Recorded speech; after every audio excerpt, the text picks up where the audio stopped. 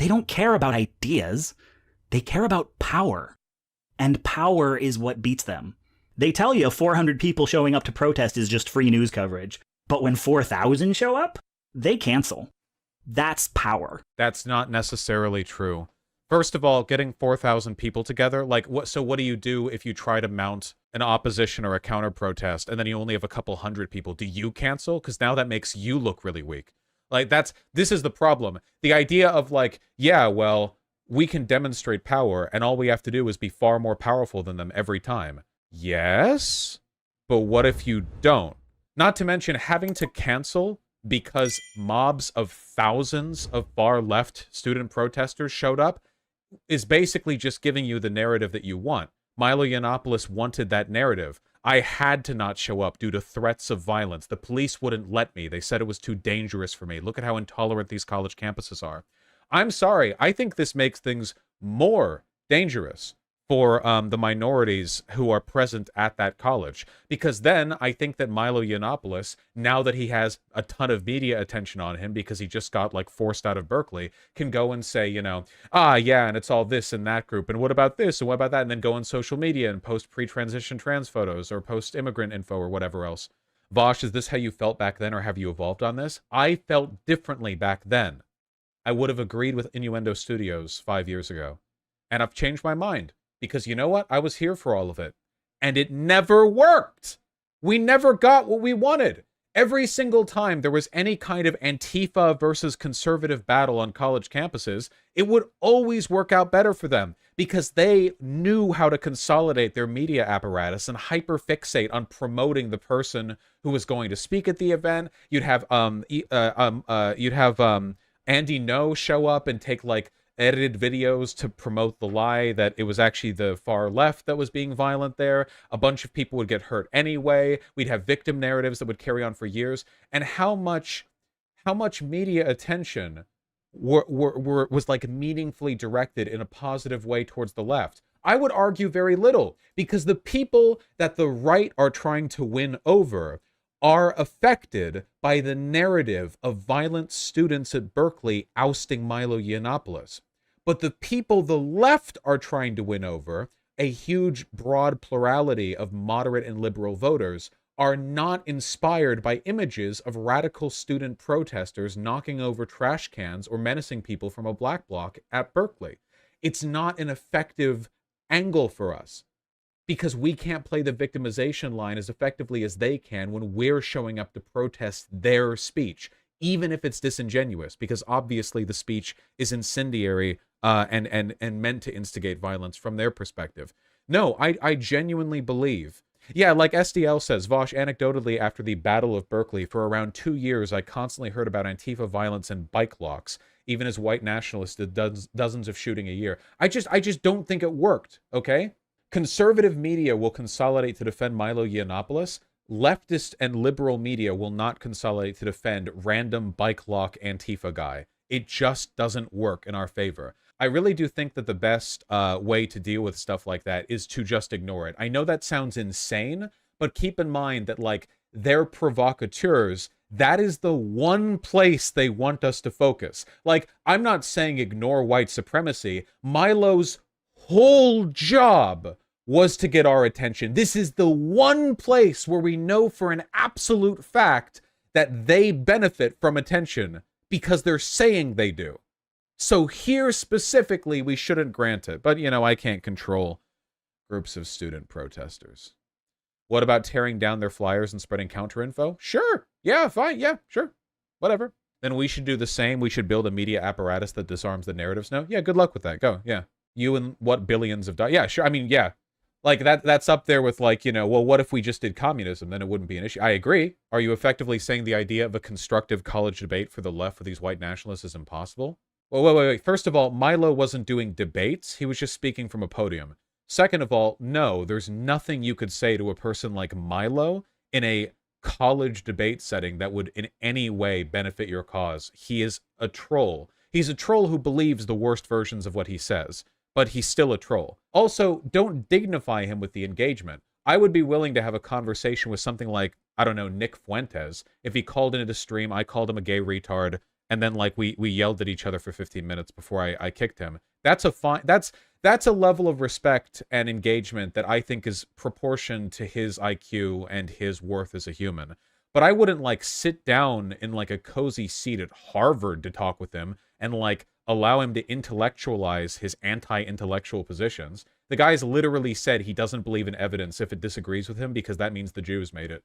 What argument is there to be had? All you can do is make fun of him. But you can't make fun of somebody like Milo when you're at a college debate, because that setting implies a degree of civility and mutual respect, which is just not present here.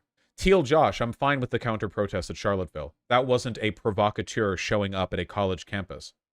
Do you think Destiny is wrong to debate Fuentes the way he does? No, I think that Destiny going on Cozy TV and talking to Fuentes 50,000 times and like doing stuff together has been great for the overall advancement of progressivism and proletarian democracy. Anyway, I'm not against counter-protesting. I'm just saying specifically for people like Milo Yiannapolis, like the whole game is, can he bait you into engaging? And like he did over and over. The only reason Milo's career took a downward turn is because he isolated himself from other right-wing allies and admitted to being a pedophile. Spencer stopped touring campuses because of Antifa. Yeah, but like Richard Spencer stopped being relevant before this happened, is the problem. Richard Spencer was a flash in the pan. He got like a CNN thing, and then after that, it was a rapid downward turn. This is why right now, if you go on Richard Spencer's like Twitter page or whatever, he has got like no engagement and he's supporting Joe Biden. This isn't like representative, and he wasn't that kind of provocateur. He tried to be one, but he wasn't good at it. Too emotionally unstable. Also, have you considered the possibility that when he says Antifa is what made his rallies not fun anymore, that he might be lying? That it might just be the fact that not enough people were showing up and people didn't care about what he had to say? And rather than admitting to the public, I don't want to do this anymore because nobody gives a shit about me, he instead said, oh yeah, the Antifa groups are making this less fun? Like, do you think the professional liar might be lying? Again, I'm fine with counter-protesting. It's just like the one time you shouldn't, man. But I've already made my complaints about Antifa. I guess people shouldn't protest turf academics when they speak.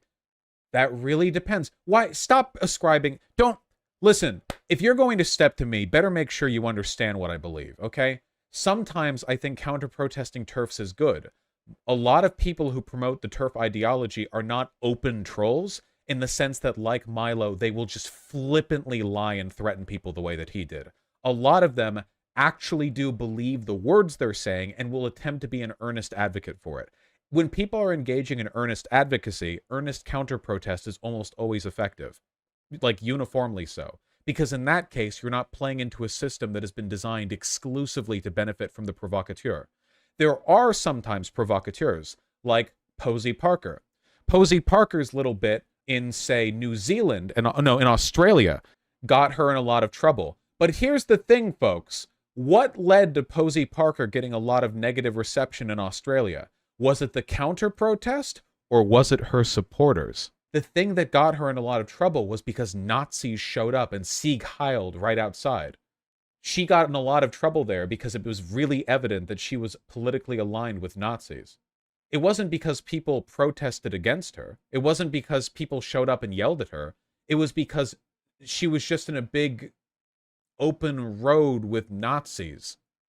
That was what did her in. Well, it didn't do her in. She's still a very prominent advocate for killing trans people, and she's still a hateful monster. But it was definitely a huge setback, and it led to a lot of both infighting. But go watch Sean's video on Posey Parker and her relationship to Nazis. It talks about it very, very well.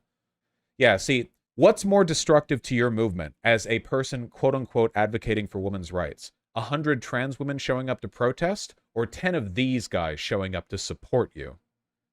You know the answer. Power is complicated, and navigating the media relationship is even more complicated. You know, understanding how to best promote your ideology, how to get people on your side, it's tough, you know? And the problem is that the kinds of people that we're trying to get the support of, liberals, moderates, the common man, right? They get scared off by stuff conservatives don't. Conservatives will support Milo Yiannapolis after Milo Yiannapolis threatens to dox trans people or whatever. But liberals will not support leftists who get in trouble for bike lock hitting somebody at a protest, like a fascist or whatever. It's a different game, and it's not fair, but we have to know how to play it. Because if we don't know how to play the game, we lose. And if we lose, we all die. So listen up, okay? You do not want to fall into the trap of believing you're playing the same game. I've said this many times, but if you really want to look good versus the far right, don't show up in a black bloc. Don't show up as Antifa. If you show up as Antifa, you look just as scary to the average voter as the far right people. You even look scarier. At least a lot of them are showing their faces. You're in all black, like some kind of tactical camo warrior. What are you doing? Show up with a crowd full of people who look normal, and show up with 10 times as many people. That's how you win. Show up as a bunch of dad grillers. You want to show up like you came here for a barbecue, okay? Listen, there is not a single conservative protest on earth that could survive 1,000 dads showing up in this t-shirt. I'm not joking. Vaush, you don't understand. These Nazis are the Kiwi farm types who would profile activists. Why do you patronize me? You think I don't know? You think I haven't dealt with it? I'm aware.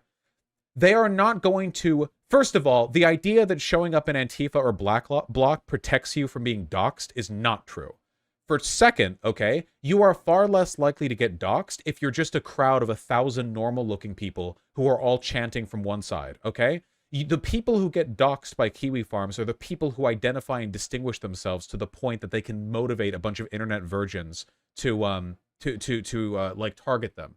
If it's literally just a bunch of just a crowd of people that are all just counter protesting, it's way harder to focus on, oh, do we target and dox the 43-year-old dad wearing this t-shirt, you know, or do we target and dox the one in the teal t-shirt, you know? Like it's different. Noxamillion, I think it would be great if there were more leftist provocateurs, 100%. Like, the fact that we don't is, like, kind of a gigantic shame, you know? Maybe a good technique for provocateurs would be to fill the seats, then silently glare, like letting a comedian die on stage thoughts. I actually think that is a really effective tactic, yeah. If Milo Yiannapolis or some equivalent is showing up at your campus, and it's in an auditorium that has, like, 200 seats or whatever, and you have 200 student protesters show up and just silently watch, then that could potentially be very effective. Milo, in particular, is the kind of person who might, like, in desperation, point directly to people in the crowd and go, hey, you're Mexican, huh? And stuff like that, which means that it might be beneficial to only get students who have, like, very protected identities, right? Like, you'd want, like a bunch of white boys in khakis showing up. Just a bunch of white guys in, like, Zelda t-shirts and brown khakis, just, like, folding their arms in the chairs or something. There's potential for a really good thing there. Not to mention, another really good thing that you can do in situations like that is you can talk directly to the campus faculty, and you can try to see if you can get them to arrive on favorable terms. For example, imagine a bunch of people are dead-eyeing Milo Yiannapolis while he's up on stage, and he's desperate for engagement. So he's saying, like, literally anything. He's not getting any reaction. And he points to somebody in the crowd, and he goes, like, hey, are you a Jew? And then a, like, campus administrator walks onto the stage from behind the curtain and goes, sorry, we agreed beforehand. You can't directly identify anyone here. We're going to have this, you know, we're going to have you leave. That is a way of, like, that would be, like, a perfect win, right? Like, flawless, because there was no threat of violence against him, and he got ousted for breaking a rule that he agreed to. Like, I'm kind of, like, fantasizing here a bit because I'm, like, setting up a very specific scenario, but the idea is you want to try to set in motion a certain set of conditions. And if you can do that, you increase the likelihood of a good optical victory, which is what you're going for here. And imagine how that would look from, like, liberal media too, right? Like, provocateur Milo Yiannapolis, after 20 minutes of dead silence, calls a student a Jew. Like, how is he going to spin that on Tucker Carlson? How is he going to go on Tucker Carlson and go, like, yeah, so, like, you know... Like, what is he going to say? Like, he can't do the victim shtick, and he can't say that no one was listening because they were all there. He can't, like, it's a harder, you know, it's a harder thing for them to sell.